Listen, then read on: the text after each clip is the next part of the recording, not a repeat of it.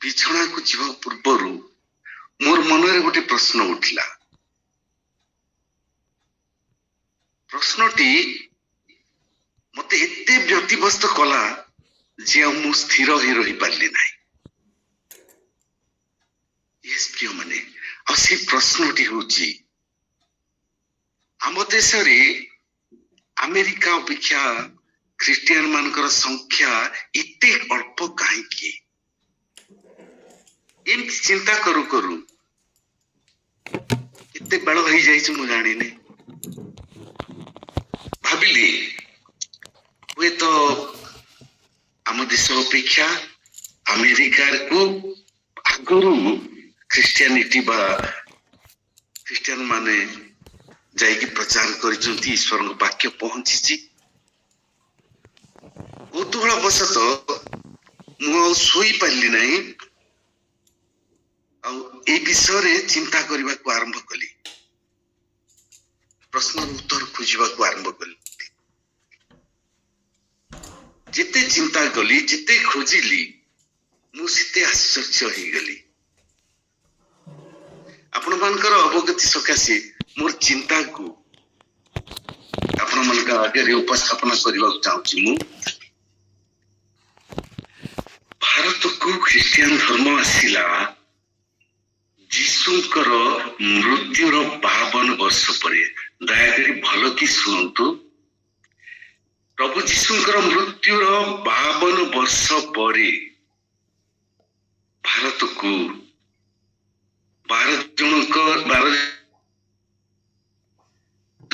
ଜଣେ ଆମେ ଭାରତୀୟ ମାନେ ଯୀଶୁ ଖ୍ରୀଷ୍ଟଙ୍କର ପରିଚୟ ପାଇଲୁ, ଆଉ ସେ ହଉଛନ୍ତି ଥୋମା।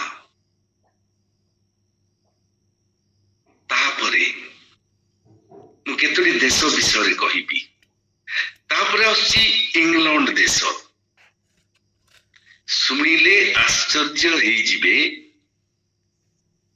ଯେ ଯୀଶୁଙ୍କ ମୃତ୍ୟୁର 597 ବର୍ଷ ପରେ ଇଂଲଣ୍ଡକୁ କ୍ୟାଣ୍ଟରବରି ବୋଲି ଜଣେ, କ୍ୟାଣ୍ଟରବରିର ସେଣ୍ଟ ଅଗଷ୍ଟାଇନ ବୋଲି ଜଣେ, ସେ ସୁସମାଚାର ନେଇକି ଯାଇଥିଲେ ଇଂଲଣ୍ଡକୁ। ଅର୍ଥାତ୍ ଭାରତକୁ ଖ୍ରୀଷ୍ଟିଆନ ଧର୍ମ ଆସିବାର, ପ୍ରଭୁ ଯୀଶୁଙ୍କର ସୁସମାଚାର ଆସିବାର 545 ବର୍ଷ ପରେ। ପ୍ରିୟ ମାନେ, এই କଥା ସତ୍ୟ, ଆପଣ ସର୍ଚ୍ଚ କରିକି ବି ଜାଣିପାରିବେ। ଭାରତକୁ ଖ୍ରୀଷ୍ଟିଆନ ଧର୍ମ ଆସିବାର 597 ବର୍ଷ ପରେ ଇଂଲଣ୍ଡକୁ ଖ୍ରୀଷ୍ଟ ଧର୍ମ ଯାଇଥିଲା, ସୁସମାଚାର ପହଞ୍ଚିଥିଲା। ତାପରେ ଦେଖିବା ଜର୍ମାନୀ କଥା। ଜର୍ମାନୀକୁ କେବେ ଖ୍ରୀଷ୍ଟିଆନ ଧର୍ମ ଗଲା? 8ମ ଶତାବ୍ଦୀରେ। ପ୍ରଥମ ଶତାବ୍ଦୀରେ ଭାରତକୁ ଖ୍ରୀଷ୍ଟିଆନ ଧର୍ମ ଆସିଛି, କିନ୍ତୁ ଜର୍ମାନୀରେ ସୁସମାଚାର ପହଞ୍ଚିଲା ବେଳକୁ 8ମ ଶତାବ୍ଦୀ, ପ୍ରଭୁ ଯୀଶୁ ଖ୍ରୀଷ୍ଟଙ୍କର ମୃତ୍ୟୁର 722 ରୁ 754 ବର୍ଷ ପରେ ଆସିଛି। କିନ୍ତୁ ପ୍ରିୟମାନେ, ଗୋଟିଏ କଥା ଚିନ୍ତା କରିବା, ପ୍ରଭୁ ଯୀଶୁଙ୍କ ମୃତ୍ୟୁର 702 ବର୍ଷ ପରେ, କିନ୍ତୁ ଭାରତକୁ ସୁସମାଚାର ଆସିବାର 670 ବର୍ଷ ପରେ ଜର୍ମାନୀକୁ ଖ୍ରୀଷ୍ଟ ଧର୍ମ ଯାଇଛି। ଜର୍ମାନୀରେ ସୁସମାଚାର ପ୍ରଚାର କରାଯାଇଛି। ଆଉ ଦେଖିବା ଆମେ, ଯାହାକୁ ସମସ୍ତେ କହନ୍ତି ସେଇ ଦେଶର ଅଧିକାଂଶ ଲୋକ ଖ୍ରୀଷ୍ଟିଆନ, କିନ୍ତୁ ଏ କଥା ସତ ନୁହେଁ। ପରସେଣ୍ଟେଜ ଯଦି ଆମେ ହିସାବ କରିବା, ଆମେରିକା କଥା ଦେଖିବା। ଆମେରିକାକୁ ଖ୍ରୀଷ୍ଟ ଧର୍ମ କେବେ ଗଲା? ସୁସମାଚାର କେବେ ପହଞ୍ଚିଲା? ପ୍ରଭୁ ଯୀଶୁଙ୍କର ମୃତ୍ୟୁର 1565 ବର୍ଷ ଭାରତକୁ सुसमाचार पहुंचला प्रभु जीशु ख्रीष्टंकर मृत्युर 52 वर्ष परे, किंतु अमेरिका को सुसमाचार पहुंचला प्रभु जीशुंकर मृत्युर 1565 वर्ष परे। फ्लोरिडा को स्पेन रो मिशनरी माने गले, जितले गले सेतेबेले को से माने स्पेन रो सुसमाचार नहीं कि पहुंचेले अमेरिका रे। अर्थात भारत को सुसमाचार पहुंचीबार यीशु ख्रीष्टंक बाणी पहुंचीबार 1513 वर्ष परे अमेरिका रे जाई सुसमाचार पहुंचला। यस प्रिय माने ये कथा सत्य। आउ गोटे कथा सुनिले आपण आश्चर्य हो जिबे जे ब्राजिल बोली गोटे देश अच्छी जहा कि हम समस्ते जानिଛୁ। ब्राजिल रे प्रभु जीशुंकर मृत्युर 1500 वर्ष परे सुसमाचार पहुंचला। ଆଉ ଜାଣିଛନ୍ତି ପୃଥିବୀ ଦେଶର ଜନସଂଖ୍ୟା ଅନୁସାରେ ଯଦି ଆମେ ହିସାବ କରୁ ତାହେଲେ ସବୁଠାରୁ ବେଶୀ परसेंटेज लोक ख्रिस्टियान अछंती ब्राजिल रे। यस 1450 वर्ष परे जो स्थान रे सुसमाचार प्रचार करा गला भारत को सुसमाचार पहुंची बार 1450 वर्ष परे जो स्थान रे सुसमाचार पहुंचीला से ब्राजिल रे मोट जनसंख्यार 83.7% लोक ख्रिस्टियान, 83.7% से लोक ख्रिस्टियान। अमेरिका रे भारत 1513 वर्ष परे ख्रिस्टंकर सुसमाचार पहुंचीला। देशर जनसंख्यार 62% लोक 62% लोक सेठी ख्रिस्टियान। ताहले अन्य माने कोन बाकी जो रहिले से माने कोन अन्य धर्मावलंबी नाही। प्रिय माने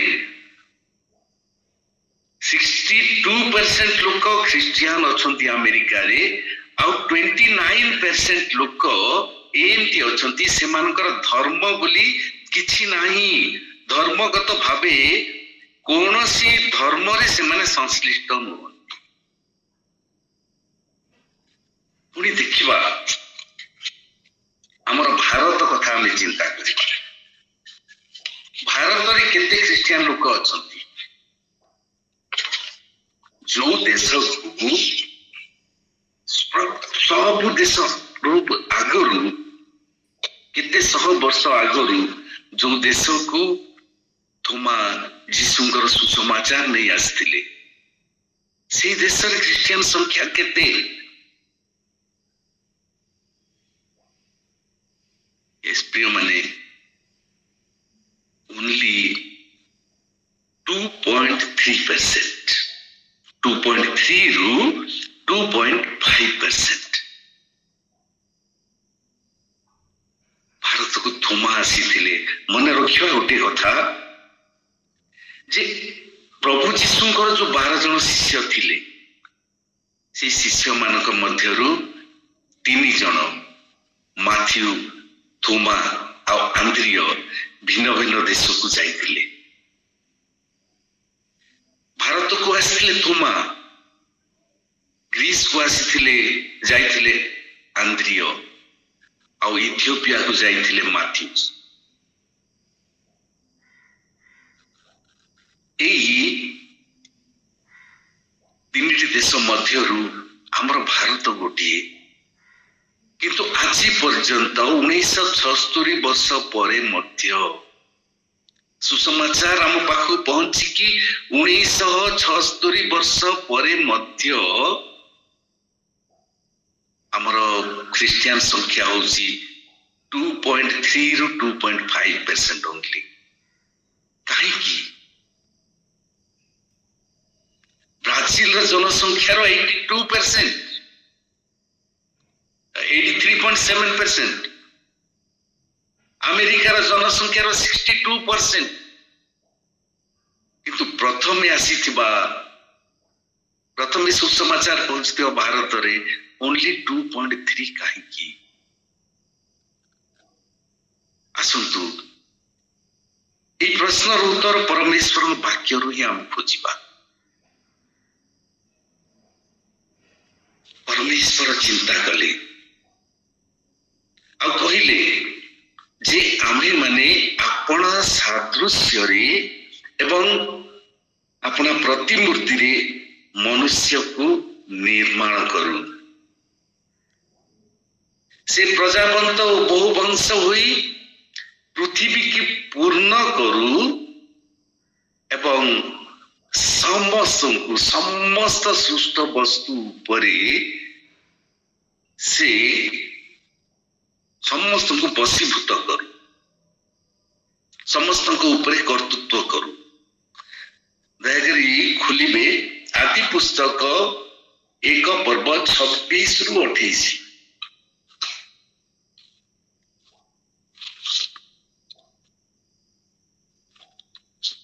परिवार साहाଯ୍य करंतु।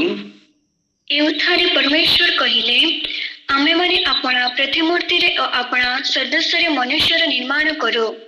से माने जलचर मत्स्यगण और केचर पक्षीगण और पशुगण और समस्त पृथ्वी और भूमि रे गमनशील सब अरोग्यगामी जंतु उपरे कर्तृत्व करिवे। अनंतर परमेश्वर अपना प्रतिमूर्ति रे मनुष्य को सृष्टि कले। परमेश्वर प्रतिमूर्ति रे से ताहांको सृष्टि कले, पुरुष और स्त्री करी से सेमानंको सृष्टि कले। आउ परमेश्वर सेमानंको आशीर्वाद कले। पुणी परमेश्वर सेमानंको कहिले प्रजावंत और बहुवंश हुआ। पुणी पृथ्वी की परिपूर्ण करी वशीभूत कर।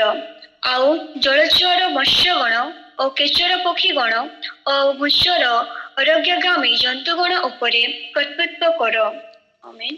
यस प्रिय माने सृष्टि रो प्रत्येक विषय उपरे कर्तृत्व करिबा पई मनुष्य को से तैयारी कले, निजर सादृश्य रे निजर प्रतिमूर्ति रे। कौन हला से मनुष्य को पुत्रत्वर अधिकार देले। रोमियो 8 पर्व 14 रु 16 जाय जदि हमें पढ़िबा ताहले जानि परिबा। रोमियो 8 पर्व तार 14 रु 16 जाय जदि हम पढ़िबा, जेनु जेते लोक ईश्वर आत्मा के द्वारा चालित हुअंती से माने ईश्वर संतान। कारण तुम्हें माने दासत्वर आत्मा पाई ना हो, किंतु पुत्रत्वर आत्मा पाइच, जो द्वारा हम माने आबा पिता बोली डाकी थाऊ। मैंने ईश्वर संतान बोली सही आत्मा स्वयं आम मान आत्मा को सहित साक्ष्य प्रदान करो। हाँ प्रिय मैंने से हमको पुत्रत्वर अधिकार देले। दयाकोरी खोलंतु आदि 1:26 ही देखंतु। 1 एबे हम जहा पढ़िथिलु आउ प्रत्येक सृष्ट वस्तु उपरे से कर्तृत्व करबा को हमको अधिकार देले। ए पृथ्वी रो प्रत्येक विषय उपरे से हमको मुख्य कले।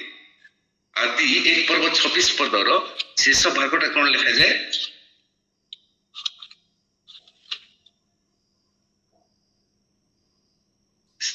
हाँ, जलचर मत्स्यगण ओ खेचर पक्षीगण ओ पशुगण ओ समस्त पृथ्वी और भूमि रे गमनशील सब उरोगामी जंतु उपरे कर्तृत्व करबाकू से अधिकार देले।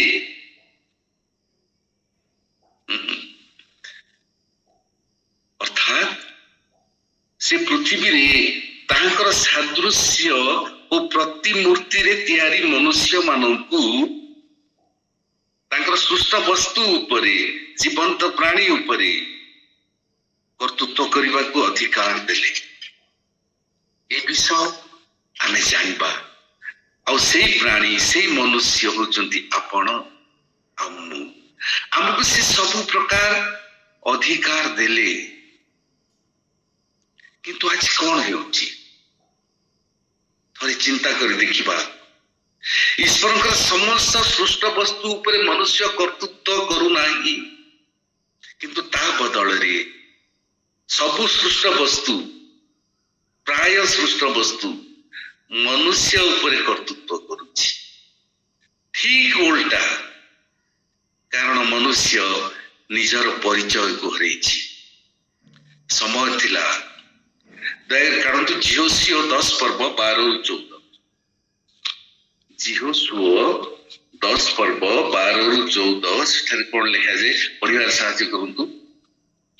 ସଦାପ୍ରଭୁ ଇସ୍ରାଏଲ ସନ୍ତାନ ଗଣ ସମ୍ମୁଖରେ ଇମରିୟମାନଙ୍କୁ ସମର୍ପଣ କରିବା ଦିନ ଝିହୋଶିୟ ସଦାପ୍ରଭୁଙ୍କୁ କହିଲେ। ପୁଣି ସେ ଇସ୍ରାଏଲଙ୍କ ସାକ୍ଷାତରେ କହିଲେ, ସୂର୍ଯ୍ୟ କିବିଓନ ଉପରେ ତୁମ ସ୍ତବ ହଉ, ଆଉ ଚନ୍ଦ୍ର ତୁମ ଆଲନୟ ତଳଭୂମିରେ ସ୍ତବ ହଉ। ତହିଁରେ ଲୋକମାନେ ଆପଣ ଶତ୍ରୁମାନଙ୍କ ଠାରୁ ପରିଶୋଧ ନେବା ପର୍ଯ୍ୟନ୍ତ ସୂର୍ଯ୍ୟ ସ୍ତବ ହେଲା ଓ ଚନ୍ଦ୍ର ସ୍ଥଗିତ ହେଲା। ଏହାକି ଯହୋଶୁଆ ପୁସ୍ତକରେ ଲେଖା ନାହିଁ? ଆଉ ସୂର୍ଯ୍ୟ ଆକାଶରେ ମଧ୍ୟସ୍ଥାନରେ ସ୍ଥଗିତ ରହିଲା ଓ ପ୍ରାୟ ସମ୍ପୂର୍ଣ୍ଣ 1 ଦିନ ହସ୍ତ ହେବା ଯିବାକୁ ଚଞ୍ଚଳ ହେଲା ନାହିଁ। ଯେଉଁଦିନ ସଦାପ୍ରଭୁ। ଠିକ ଅଛି, ସେଠି ପଢିବା। ସମୟ ଥିଲା ଯେତେବେଳେ ଝିହୋଶିଅ ଆଦେଶ ଦେଲେ, ସୂର୍ଯ୍ୟ ଓ ଚନ୍ଦ୍ର ତାଙ୍କର ଆଦେଶକୁ ପାଳନ କଲେ। ପ୍ରିୟମାନେ, ପରମେଶ୍ୱର ଆମକୁ ପ୍ରତ୍ୟେକ ବିଷୟ ଉପରେ ଅଧିକାର ଦେଇଛନ୍ତି, କିନ୍ତୁ ଆମେ ତାଙ୍କର ସାଦୃଶ୍ୟତା ହରେଇଛୁ, ତାଙ୍କର ପ୍ରତିମୂର୍ତ୍ତିକୁ ହରେଇଛୁ, ଆମକୁ ଦେଇଥିବା ପରିଚୟକୁ ହରେଇଛୁ। ଆଜି ସୂର୍ଯ୍ୟର ପ୍ରକୋପକୁ ଆମେ ଭୟ କରୁଛୁ, ପ୍ରଚଣ୍ଡ ଖରାରେ ବାହାରିବାକୁ ଆମେ ଭୟ କରୁଛୁ, ପରମେଶ୍ୱରଙ୍କ ସେଇ ଉକ୍ତିକୁ ଆମେ ଭୁଲି ଯାଉଛୁ। ଦିବସରେ ସୂର୍ଯ୍ୟ କିମ୍ବା ରାତିରେ ଚନ୍ଦ୍ର ତୁମକୁ ଆଘାତ କରିବ ନାହିଁ, କିନ୍ତୁ ଆମେ ଭୟ କରୁଛୁ। ପୃଥିବୀର ପ୍ରଥମ ବର୍ଷା, ଜଳର ବିଭୀଷିକା ନୋହଙ୍କ ସମୟରେ ଦୀର୍ଘ 40 ଦିବାରାତ୍ର ବର୍ଷା ହେଲା। ପୃଥିବୀ ସାରା ନିଶ୍ଚିହ୍ନ ହେଇଗଲା। ସମସ୍ତ ପ୍ରାଣୀ ମୃତାହତ ହେଲେ, ମୃତାହତ ନୁହେଁ, ମୃତ ହେଲେ। କିନ୍ତୁ ନୋହ, ତାଙ୍କର ପରିବାର ଏବଂ ତାହାଙ୍କର ଜାହାଜରେ ଆଶ୍ରିତ ପ୍ରତ୍ୟେକ ଜୀବିତ ପ୍ରାଣୀ, ସେମାନଙ୍କର କୌଣସି କ୍ଷତି ହେଲା ନାହିଁ। ଜଳର ବିଭୀଷିକା ସେମାନଙ୍କ ପ୍ରତିକୂଳରେ କିଛି ହିଁ କରିପାରିଲା ନାହିଁ। ଜୟ ନୋହଙ୍କର ହେଲା, କାରଣ ସେ ପରମେଶ୍ୱରଙ୍କ ରବରେ କର୍ଣ୍ଣପାତ କଲେ ଆଉ ତାଙ୍କର ଆଜ୍ଞା ପାଳନ କଲେ। କଣ କଲେ? ପରମେଶ୍ୱରଙ୍କର ରବରେ ସେ କର୍ଣ୍ଣପାତ କଲେ ଏବଂ ତାଙ୍କର ଆଜ୍ଞା ପାଳନ କଲେ, ଆଉ ସେଇଥିପାଇଁ ଜୟ ତାଙ୍କର ହେଲା। ବର୍ଷା ଉପରେ, ଜଳ ଉପରେ ସେ ଜୟ କଲେ। ଝିଅଶୁଅଙ୍କ କଥା ଟିକେ ମନେ ପକେଇବା। ଝିଅଶୁଅ 3 ପର୍ବ 15-16। ଆଉ ଯଦ୍ୟପି ସୂର୍ଯ୍ୟଚେତନର ସମସ୍ତ କାଳ ଯର୍ଦ୍ଦନର ସବୁ ତୀର ଉପରକୁ ପଡ଼ି ଉଠେ, ତଥାପି ସିନ୍ଦୁକ ବାହକମାନେ ଯେତେବେଳେ ଯର୍ଦ୍ଦନ ସୀମା ପରେ ଉପସ୍ଥିତ ହେଲେ, ସେତେବେଳେ ଜଳଧାରରେ ସିନ୍ଦୁକ ବାହକ ଯାଜକମାନଙ୍କ ପାଦ ଜଳରେ ଡୁବିବା ମାତ୍ର ଊର୍ଦ୍ଧ୍ୱରୁ ଆଘାତ ସମସ୍ତ ଜଳ ସ୍ଥଗିତ ହୋଇ ସର୍ଦ୍ଦନ ନିକଟବର୍ତ୍ତୀ ଆଦମ ନଗରଠାରୁ ଅତି ଦୂରରେ ଏକ ରାଶି ହୋଇ ଉଠିଲା। ପୁଣି ପତଭୂମିରେ ସମୁଦ୍ର ଅର୍ଥାତ୍ ଲବଣ ସମୁଦ୍ରଗାମୀ ଜଳ ସମ୍ପୂର୍ଣ୍ଣ ରୂପେ ଘଟା ହେଲା। ତହିଁରେ ଲୋକମାନେ ଜିରିହ ସମ୍ମୁଖରେ ପାର ହୋଇଗଲେ। ହାଲେଲୁୟା। এই ବିଷୟ ଆମ ପାଇଁ ନୂଆ ନୁହେଁ। ଆମେ ଅନେକ ଥର ଶୁଣିଛୁ, ଅନେକ ଥର ପଢିଛୁ। ପରମେଶ୍ୱରର ସିନ୍ଧୁକ ବାହକ ମାନେ ଯେତେବେଳେ ଜଳ ମଧ୍ୟକୁ ଓହ୍ଲେଇଲେ, ତାଙ୍କର ପାଦ ପଡିବା ମାତ୍ରେ ଜଳ ହେଇଗଲା। ପ୍ରିୟ ମାନେ, ଆମେ ଯୋଉ ଜଳକୁ ଭୟ କରୁଛୁ, ଆମେ ଯୋଉ ବଢିକି ଭୟ କରୁଛୁ, ପରମେଶ୍ୱରର ସିନ୍ଧୁକ ବାହକ ମାନଙ୍କର ପାଦ ପଡିବା ମାତ୍ରେ ଜଳ ଦି ଭାଗ ହେଇଗଲା, ଶୁଷ୍କ ହେଇଗଲା। ସମୁଦ୍ରରେ ଗୋଟେ ପଥ ଦେଖାଗଲା। ମୂଷାଙ୍କ ବିଷୟରେ ଦେଖିବା, ଯାତ୍ରା 14 ପର୍ବ 21-22 ଯଦି ଆମେ ଆଜି ଆଉ ପଢିବା ନାହିଁ, ସମୟ ହେଇଯିବ।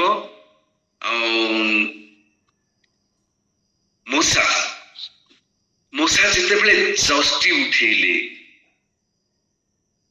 ପାଣି ଦି ଭାଗ ହେଇଗଲା, ସମୁଦ୍ର ଜଳ ଦି ଭାଗ ହେଇଗଲା। এই ଘଟଣାର ଗୋଟେ ସୁନ୍ଦର କଥା ଆପଣ ମାନଙ୍କୁ ମୁଁ ଜଣେଇବାକୁ ଚାହେଁ। ଯାତ୍ରା ପୁସ୍ତକ 14 ପର୍ବ ଟିକେ ପଢିବା, 14 ପର୍ବର 15 ପଦ ଯାତ୍ରାର, ସେଟା ଗୋଟେ ସୁନ୍ଦର କଥା ଲେଖାଯାଏ। ଅନନ୍ତର ସଦାପ୍ରଭୁ ମୂଷାଙ୍କୁ କହିଲେ, ତୁମେ ଆମ୍ଭକୁ କାହିଁକି ଡାକୁଅଛ? ଇସ୍ରାଏଲ ସନ୍ତାନ ଗଣକୁ କୁହ, ସେମାନେ ଅଗ୍ରସର ହୁଅନ୍ତୁ। ହାଲେଲୁୟା। ଯେତେବେଳେ ମୂଷା ବ୍ୟକ୍ତିବ୍ୟସ୍ତ ହେଇଗଲେ ଆଉ କହିଲେ, ସଦାପ୍ରଭୁ ତମକୁ କେମିତି ଉଦ୍ଧାର କରୁଛନ୍ତି ଦେଖ ବୋଲିକି ଇସ୍ରାଏଲ ମାନଙ୍କୁ କହିଲେ, ଆଉ କହିଲେ ପରମେଶ୍ୱର ତୁମମାନଙ୍କ ନିମନ୍ତେ ଯୁଦ୍ଧ କରିବେ। ସେତେବେଳକୁ ସଦାପ୍ରଭୁ ତାଙ୍କୁ କହୁଛନ୍ତି, ତୁମେ ମତେ କାହିଁକି କହୁଛ? ତୁମେ ଆମକୁ କାହିଁକି ଡାକୁଛ? ଭଲ ଥରେ ଚିନ୍ତା କରିବା। ପରମେଶ୍ୱର କହିବାକୁ ଚାହାନ୍ତି, এই ସମସ୍ତ ଉପରେ ମୁଁ ତମକୁ ଅଧିକାର ଦେଇଛି, କାରଣ ମୁଁ ତୁମକୁ ନିଜର ପୁତ୍ର ବୋଲି ଗ୍ରହଣ କରିଛି, ନିଜର କନ୍ୟା ବୋଲି ଗ୍ରହଣ କରିଛି। ମୁଁ ତମକୁ এই ସମସ୍ତ ଉପରେ ଅଧିକାର ଦେଇଛି, ତୁମେ ମତେ କାହିଁକି କହୁଛ? ବାକ୍ୟରେ ଏହା ବି ଲେଖାଯାଏ, ପାଉଲ କୁହନ୍ତି, ଖ୍ରୀଷ୍ଟଙ୍କ ସାହାଯ୍ୟରେ ମୁଁ ସବୁ କିଛି କରିପାରେ। ପ୍ରିୟ ମାନେ, ସେ ଆମକୁ ଅଧିକାର ଦେଇଛନ୍ତି, ତାଙ୍କରି ନାମରେ ଆମେ ସବୁ କିଛି କରିପାରିବା।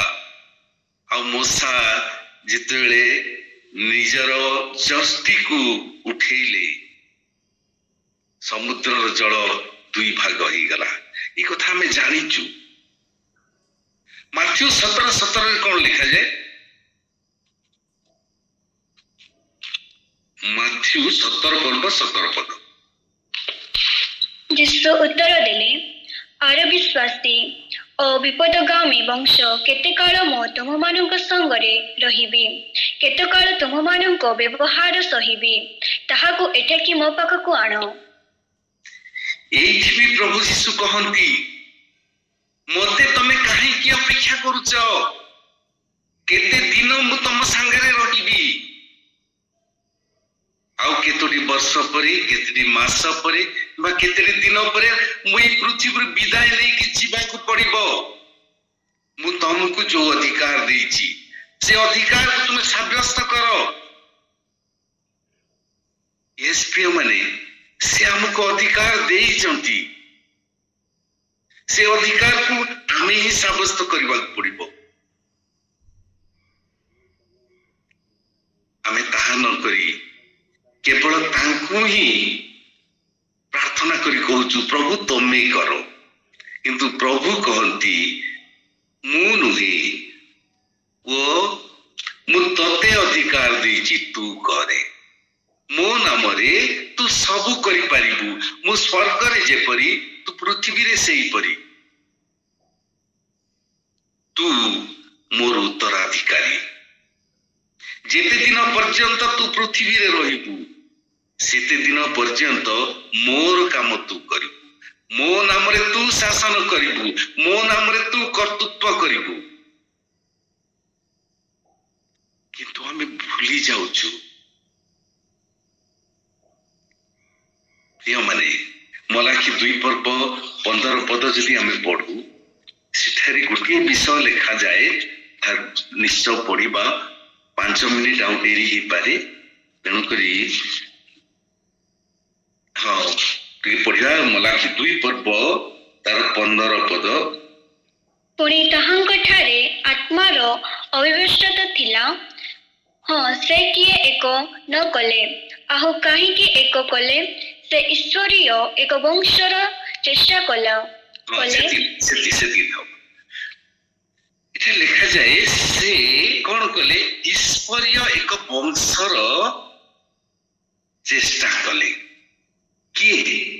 ପରମେଶ୍ୱର ପୃଥିବୀରେ ତାଙ୍କର ବଂଶ ପ୍ରତିଷ୍ଠା କରିବାକୁ ଚେଷ୍ଟା କଲେ। ଆଉ ତାଙ୍କର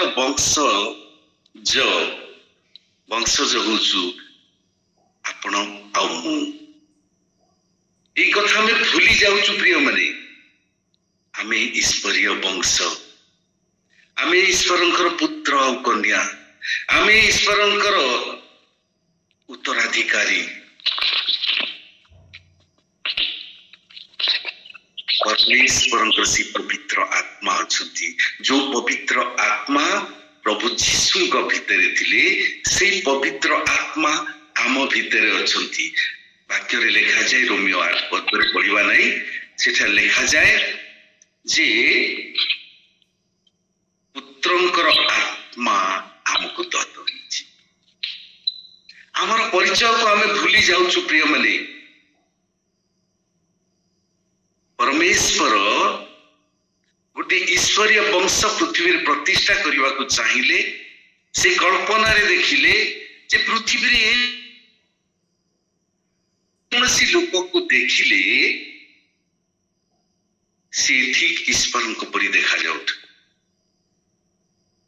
ଶୈତାନ ଯେତେବେଳେ ପୃଥିବୀକି ଆସିବ, ଆପଣଙ୍କୁ ଦେଖିଲେ ଭାବିବ ଇଏ ଆଉ ଈଶ୍ୱର ନୁହନ୍ତି ତ? ମୋତେ ଦେଖିଲେ ଭାବିବ ଈଶ୍ୱର ଏଠାରେ ବି ଅଛନ୍ତି, ସେ ତ ସ୍ୱର୍ଗରେ ଅଛନ୍ତି, ସେ ପୃଥିବୀରେ ବି ଅଛନ୍ତି, ସେ ମୋର ବାମରେ ଅଛନ୍ତି, ସେ ମୋର ଆଗରେ ଅଛନ୍ତି, ସେ ମୋର ପଛରେ ଅଛନ୍ତି। ପୃଥିବୀରୁ ତଡ଼ା ଖାଇଥିଲା ଶୈତାନ, ଆଉ ପରମେଶ୍ୱର ଏଇ ପୃଥିବୀରେ ମଧ୍ୟ ତାକୁ ଆତଙ୍କିତ କରିବାକୁ ଚାହିଁଥିଲେ। ତାକୁ ଏଇ ପୃଥିବୀରୁ ମଧ୍ୟ ବିତାଡ଼ିତ କରିବାକୁ ଚାହିଁଥିଲେ, କାରଣ ଏଇ ପୃଥିବୀ ଶୈତାନ ପାଇଁ ସେ ତିଆରି କରିନଥିଲେ। ୟେସ୍ ପ୍ରିୟମାନେ, ଆପଣ ଗୋଟିଏ ଛୋଟ ଈଶ୍ୱର, ମୁଁ ଗୋଟିଏ ଛୋଟ ଈଶ୍ୱର, ଆମେ ସମସ୍ତେ ଈଶ୍ୱର ଗଣ। ଯୋହନ 10 ପର୍ବ 34-35 ତାହା ଲେଖାଯାଏ। ଯୋହନ 10 ପର୍ବ 34-35। କିମ୍ବା ଗୋଟେ କାମ କରିବା, ସେଠାରେ ଲେଖାଯାଏ ତୁମେ ମାନେ ଈଶ୍ୱର ଗଣ। 10 ପର୍ବ 34-35 ମୁଁ ପଢି ଦଉଛି। ଯୀଶୁ ସେମାନଙ୍କୁ ଉତ୍ତର କଲେ, ତୁମମାନଙ୍କ ବ୍ୟବସ୍ଥାରେ କଣ ଏହା ଲେଖାଯାଇ ନାହିଁ? ଆମ୍ଭେ କହିଲୁ ତୁମ୍ଭେ ମାନେ ଈଶ୍ୱର ଗଣ। କାହାକୁ କହିଲେ? କେତେ ଜଣ ଅବଶ୍ୟ ଭୁଲ ବୁଝନ୍ତି। ଯେଉଁମାନଙ୍କ ନିକଟରେ ଈଶ୍ୱରଙ୍କ ବାକ୍ୟ ଉପସ୍ଥିତ ହେଲା, କାହା ନିମନ୍ତେ, କାହା ନିକଟରେ ଉପସ୍ଥିତ ହେଲା? ଆମମାନଙ୍କ ନିକଟରେ ଈଶ୍ୱରଙ୍କର ବାକ୍ୟ ଉପସ୍ଥିତ ହେଲା। ସେମାନଙ୍କୁ ଯଦି ସେ ଈଶ୍ୱର ଗଣ ବୋଲି କହିଲେ, ଆମ୍ଭମାନଙ୍କୁ ପରମେଶ୍ୱର ଈଶ୍ୱର ଗଣ ବୋଲି କହିଲେ। ୟେସ୍ ପ୍ରିୟମାନେ, ଆମେ ତାଙ୍କର ସନ୍ତାନ, ଆମେ ଈଶ୍ୱର ଗଣ।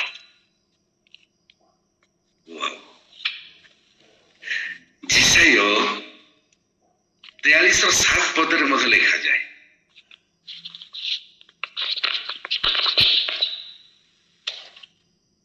ଆଉ ନାମରେ ଖ୍ୟାତ ଓ ଯାହାକୁ ଆମ୍ଭେ ଆପଣା ଗୌରବ ବାର୍ତ୍ତେ ସୃଷ୍ଟି କରିଅଛୁ, ଏହିପରି ପ୍ରତ୍ୟେକ ଲୋକଙ୍କୁ ଆଣ। ଆମେ ତାହାଙ୍କୁ ଗଢ଼ିଅଛୁ, ହଁ ଆମେ ତାହାଙ୍କୁ ନିର୍ମାଣ କରିଅଛୁ। ଆମ ନାମରେ ଖ୍ୟାତ ଓ ଯାହାକୁ ଆମେ ଆପଣା ଗୌରବାର୍ଥେ ସୃଷ୍ଟି କରିଅଛୁ। ଯୋଉ ମନୁଷ୍ୟକୁ ଆମେ ଆପଣା ଗୌରବାର୍ଥେ ସୃଷ୍ଟି କରୁଛୁ, ତାଙ୍କର ଗୌରବ ସକାଶେ ଆପଣଙ୍କୁ ଆଉ ସେ କହୁଛନ୍ତି ସେଇପରି ଲୋକମାନଙ୍କୁ ଆଣ ଓ ଆମର ଆଉ କଣ କର, ଆମେ ତାକୁ ଗଢିଛୁ, ଆମେ ତାକୁ ନିର୍ମାଣ କରିଛୁ। ହାଲେଲୁୟା। ଆମେ ସାଧାରଣ ଲୋକ ନୁହେଁ ପ୍ରିୟ ମାନେ, ମୁଁ ସବୁବେଳେ କୁହେ ଆମେ ସାଧାରଣ ଲୋକ ନୁହେଁ, ଆମେ ସ୍ୱୟଂ ପରମେଶ୍ୱରଙ୍କର ପୁତ୍ର ଆଉ କନ୍ୟା। କିନ୍ତୁ ଆଜି ଆମେ ଠିକ ତାର ଉଲ୍ଟା କରୁଛୁ। ଶୈତାନ ଆମକୁ ଦେଖି ଭୟଗ୍ରସ୍ତ ହବା କଥା, କିନ୍ତୁ ଆମେ ଶୈତାନକୁ ଦେଖି ଭୟ କରୁଛୁ। ଶୈତାନର କଳ୍ପନା କରି ଆମେ ଭୟଗ୍ରସ୍ତ ହେଇଯାଉଛୁ। କାହିଁକି? କାରଣ ଆମେ ଈଶ୍ୱରତ୍ୱ ହରେଇଛୁ, କାରଣ ଆମେ ଆମର ପ୍ରକୃତ ପରିଚୟକୁ ହରେଇଛୁ, କାରଣ ଆମେ ଈଶ୍ୱରଙ୍କର ସାଦୃଶ୍ୟ। ଆସନ୍ତୁ ଜାଣିବା ଈଶ୍ୱରଙ୍କ ବାକ୍ୟ କଣ କୁହେ। ରୋମିଓ 3 ପର୍ବ 2 ପଦରେ